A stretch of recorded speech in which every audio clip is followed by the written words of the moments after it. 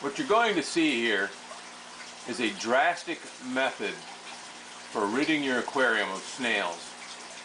If you're like me and you get plants from the internet or from the Florida fish farms, you end up getting plants that have been raised outside or actually wild harvested in some cases, and they got snails.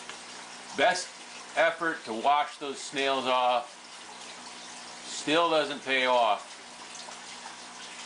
This is just an aquarium with hornwort in it, and as you can see, there are the typical snails. Now let me show you what I had to do.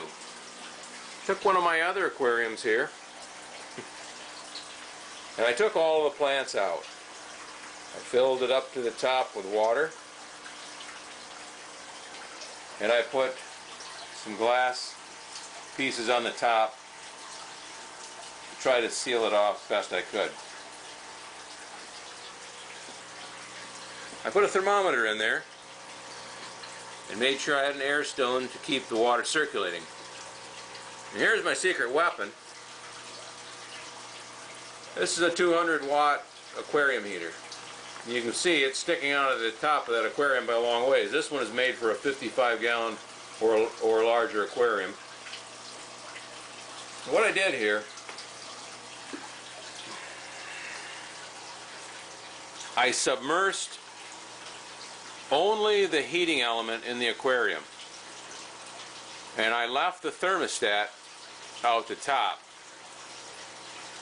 and I turned it up on high. That way the thermostat never reads that it's up to the maximum temperature. It's always a lot cooler up there and trying to catch up. So the water is continuously heating.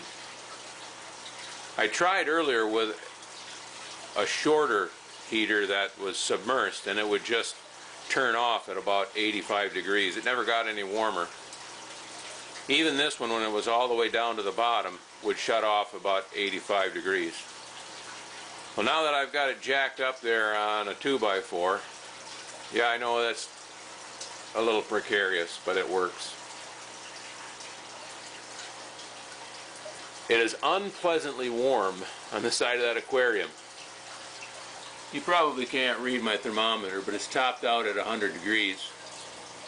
I don't know what the actual temperature in this aquarium is. But after a few days, there are no living snails in this aquarium. The advantage of this is you don't have to wash the entire aquarium out and sterilize it and then lose your biological filter. Because even though the water's hot, it's not going to kill off the beneficial bacteria. As soon as I pull out that heater and let this go back to its normal room temperature or whatever I want to keep it at, I can drop some snail-free plants in there again and start all over. I know it's a bit drastic method to do, but sometimes you just got to be that way to get rid of these snails.